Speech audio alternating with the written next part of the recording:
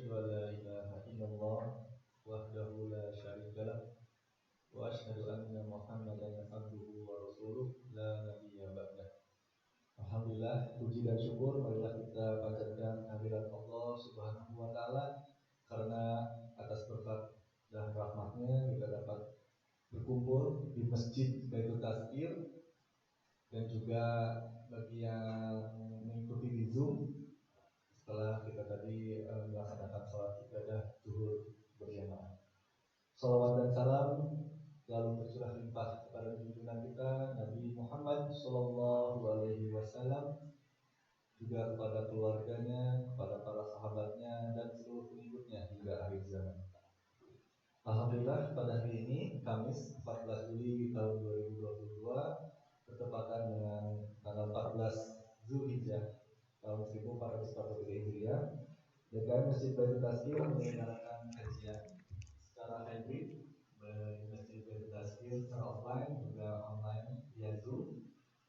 Alhamdulillah, yang akan mengisi kepadanya yaitu Ustaz Dadan Muhammadin, dan beliau sudah hadir di tengah-tengah kita yang akan menyampaikan tema kajian Zulhijjah yang penuh barokah.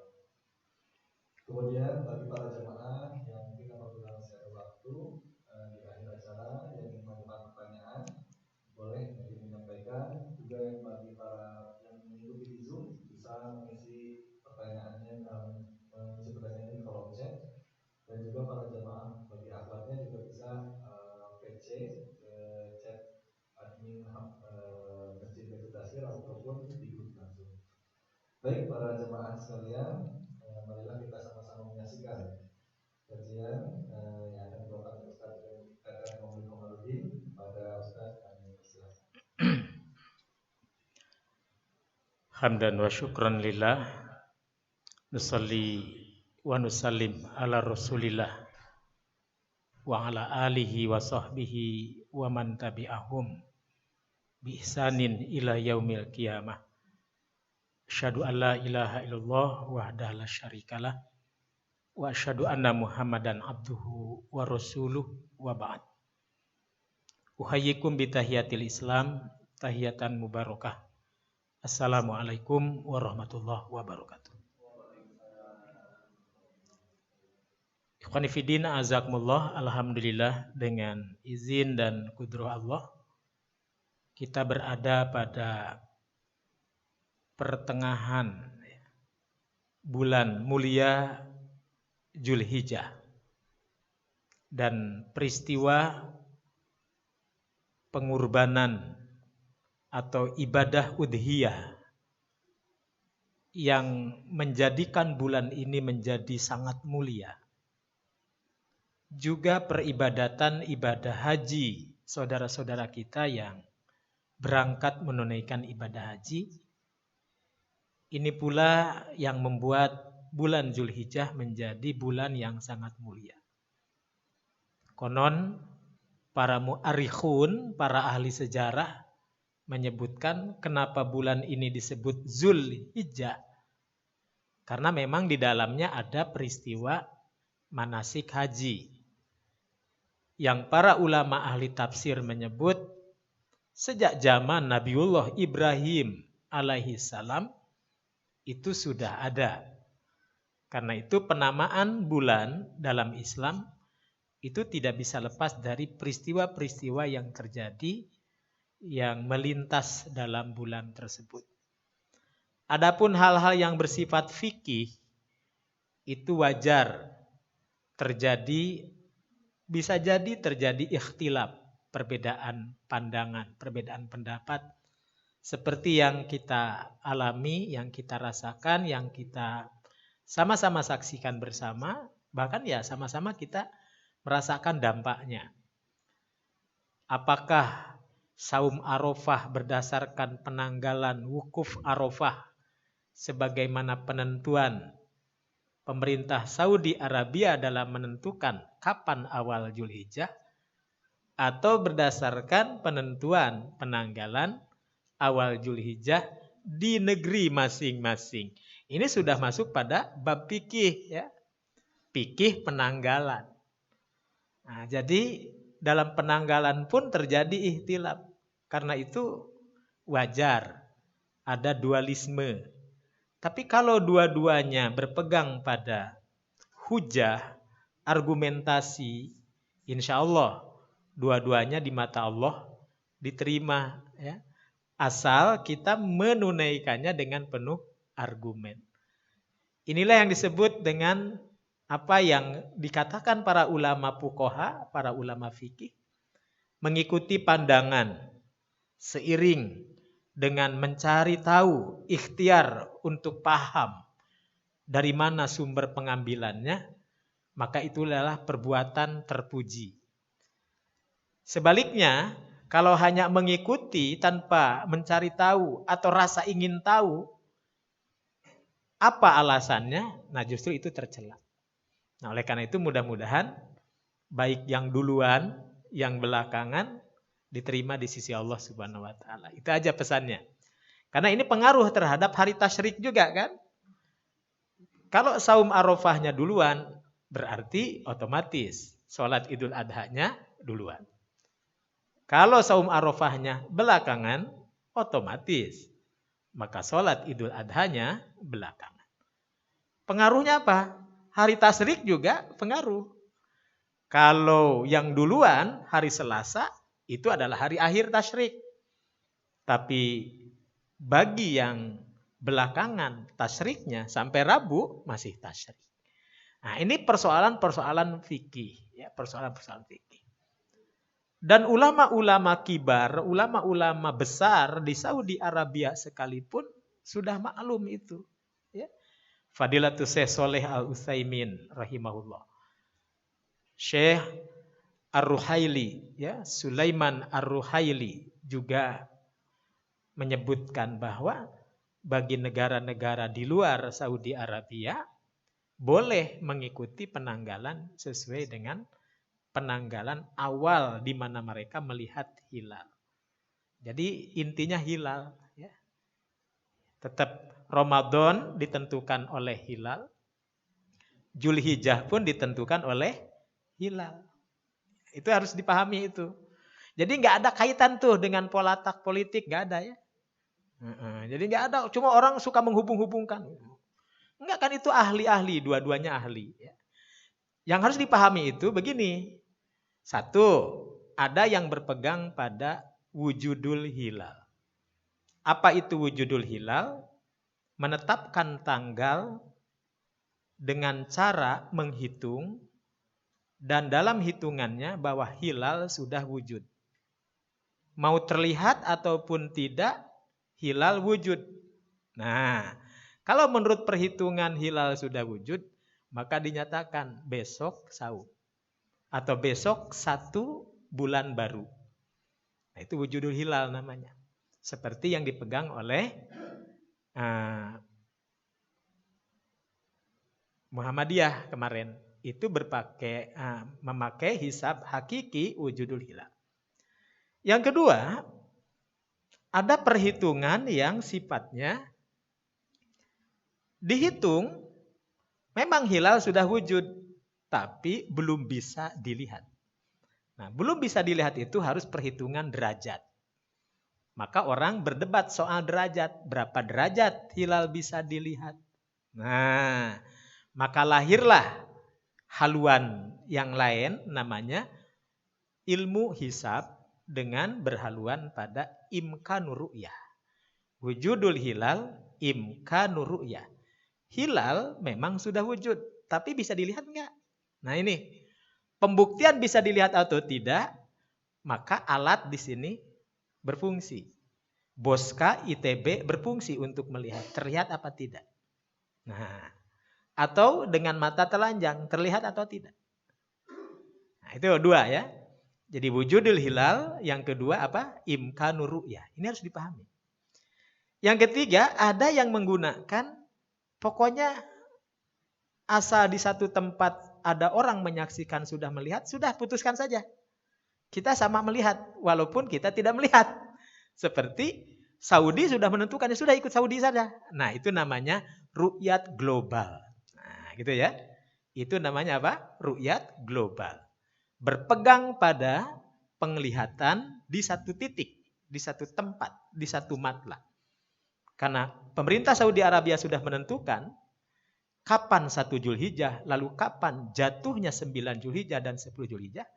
Nah, itu kan tetap penanggalan-penanggalan juga. Jadi bukan semata-mata peristiwa Arafahnya, bukan. Karena Arafah ditentukan oleh penanggalan juga. Begitu. Nah, ini disebut apa? Ru'yat global. Ya, ru'yat global. Yang ketiga, ada yang berpegang pada isbat. Nah, berpegang pada isbat. Isbat, keputusan, kesepakatan atas dasar perhitungan. Perhitungan siapa? Perhitungan ahlul balad. Perhitungan penduduk negerinya. Karena kata Nabi sendiri, Fikulli baladin ru'yatuhum. Setiap negeri boleh melihat di negerinya masing-masing. Nah, di negeri masing-masing, maka sudah diwakili. Kalau pihak pemerintah ada Dewan Hisab Ru'yatnya di Kemenag RI, dari menteri yang satu ke menteri yang lain. Nah, jadi ini saya maksudkan, tidak ada tuh kait-kaitan dihubungkan dengan politik atau keberpihakan dan lain, tidak ada. Ya, ada timnya, memang ini sudah ada timnya. Tim terdiri dari ormas-ormas Islam. Jadi bukan sendiri, terdiri dari ormas-ormas Islam. Nah, ketika sepakat lalu dibuktikan dengan ru'yat, maka ada namanya isbat. Nah, sidang isbat. Nah, kita sering mendengar sidang isbat. Nah, ternyata karena peristiwa sidang isbat ini masih juga terjadi perbedaan pendapat, maka diambillah ikhtiar yang lain.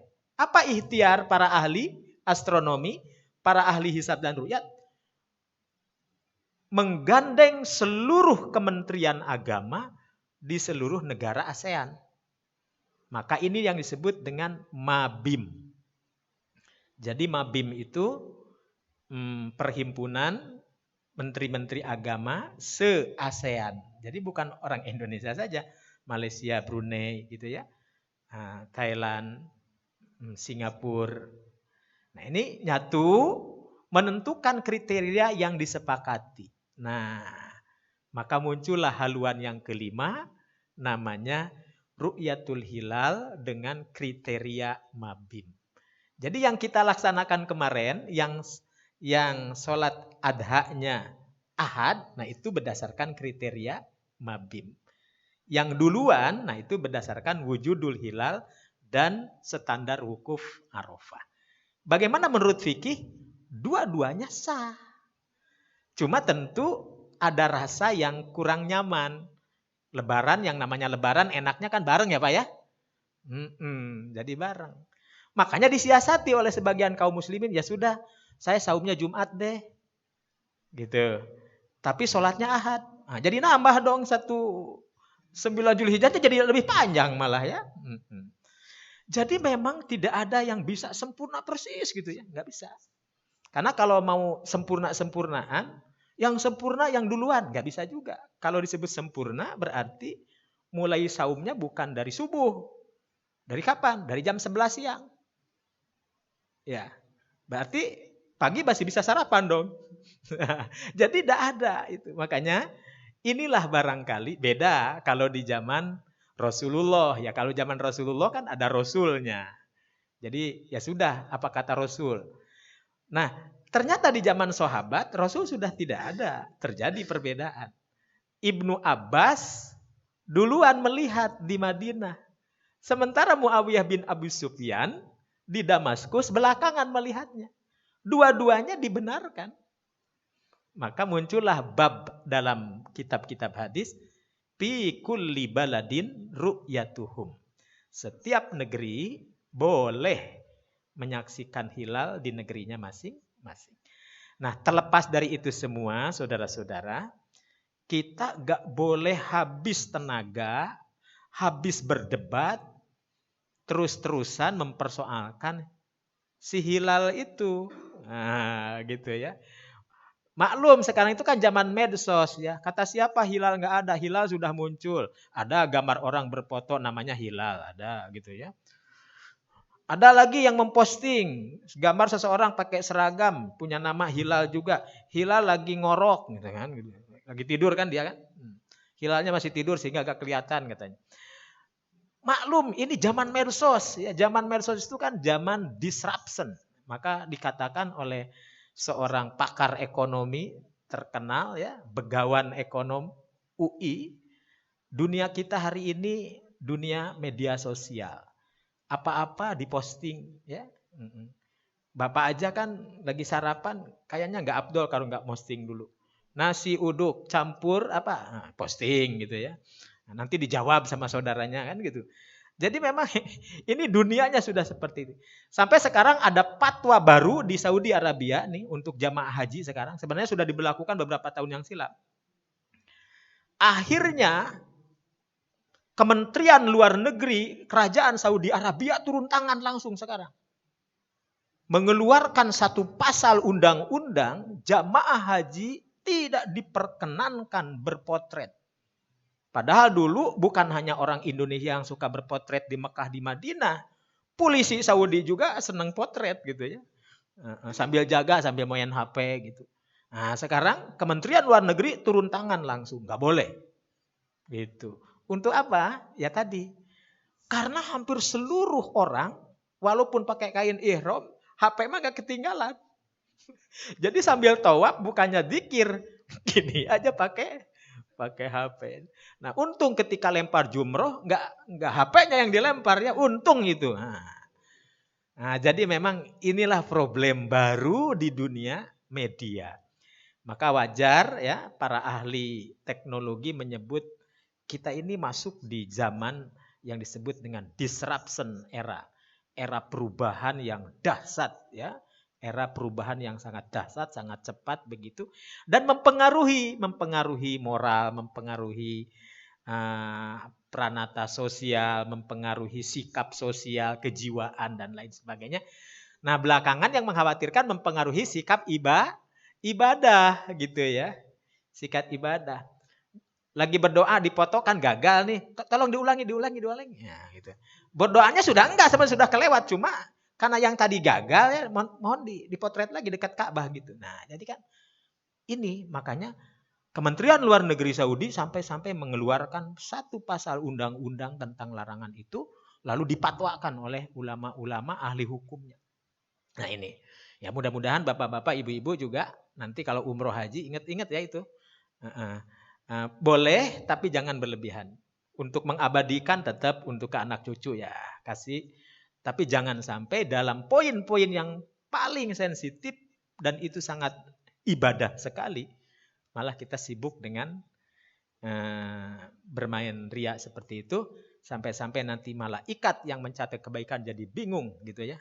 Ini saya mau mencatat apanya ini gitu ya. Nah jadi jangan sampai malaikat jadi bingung. Nah, Ikhwani fillah azakumullah, terlepas dari itu semua,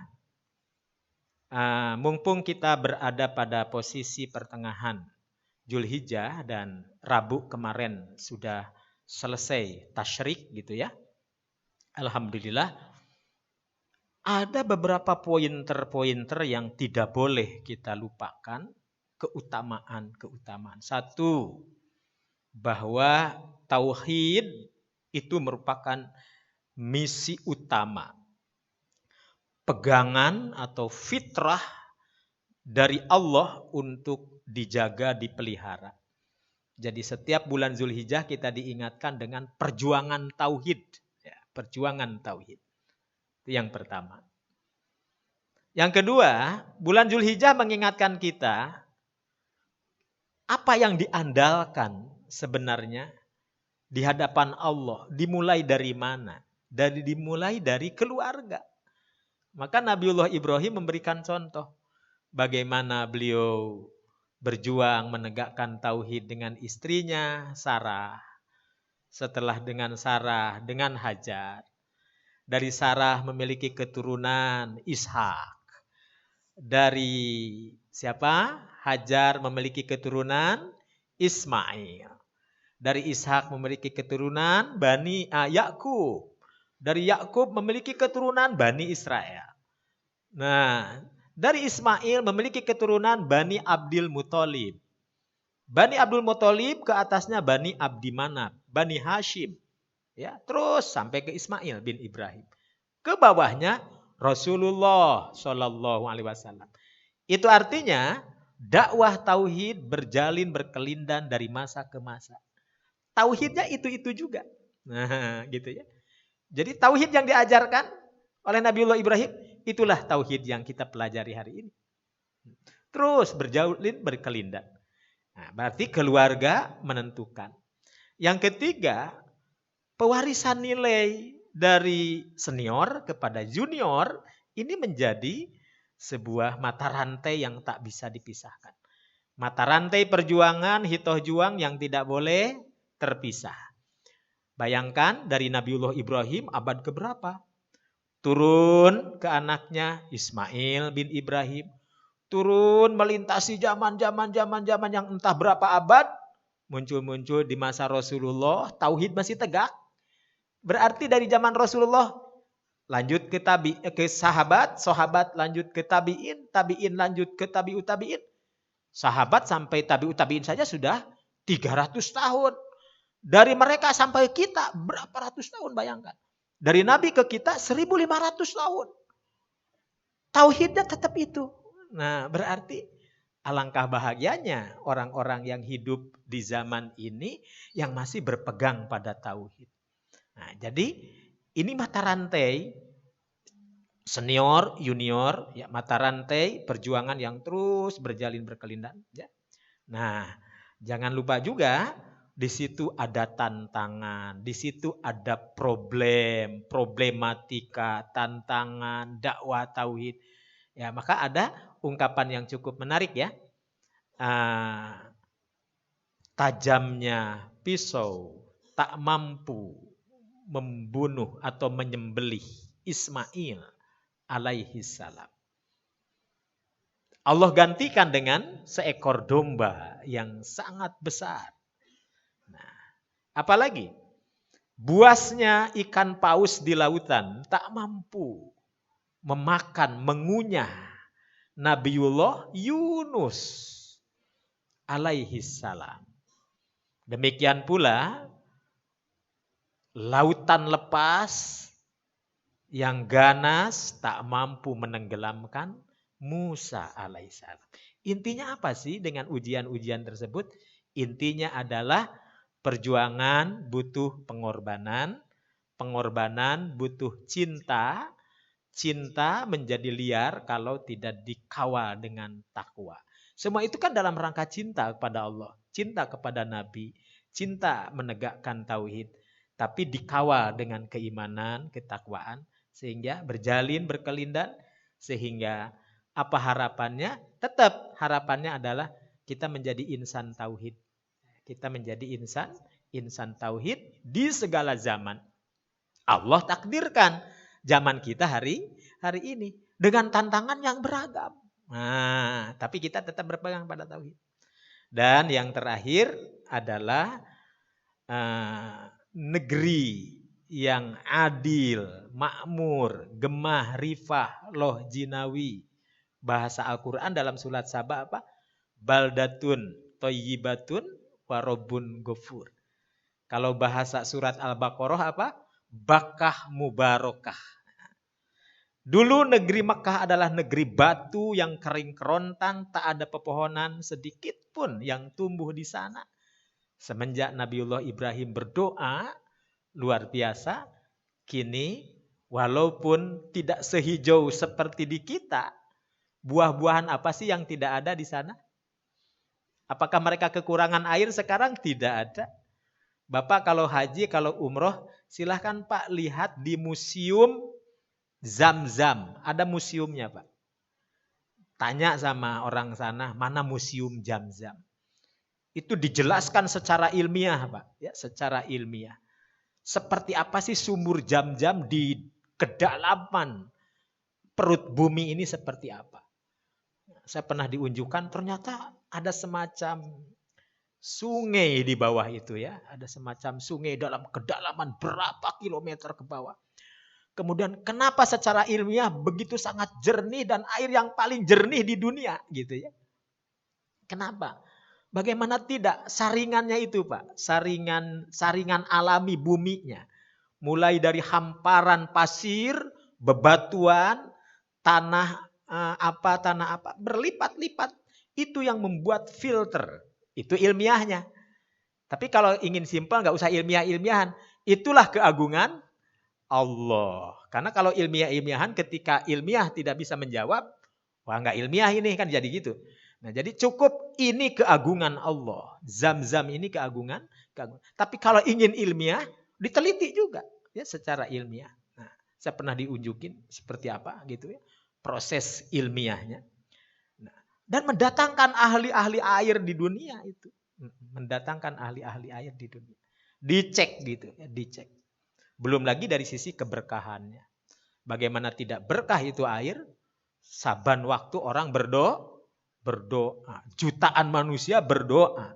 Maka sampai-sampai Nabi pun mencontohkan doanya kan. Allahumma inni as'aluka ilman nafi'an wa rizqan wasi'an. Ya. Sampai begitu gitu ya. Walaupun kita juga minum air yang lain ya berdoa juga. Tapi kalau ini khusus ditujukan kepada air Zam-zam tadi. Nah, jadi memang luar biasa. Nah, dengan demikian terlepas dari perkembangan Saudi Arabia sekarang ya, dengan kemajuan megapolitannya agak sedikit berubah memang. Jemaah haji sekarang, jemaah umroh sekarang mulai diberlakukan sistem kereta modern yang dioperasikan berdasarkan sistem Spanyol sekarang. Ya. Kereta cepat yang biasa jarak tempuh 10 jam, sekarang bisa ditempuh 2 jam. Masya Allah.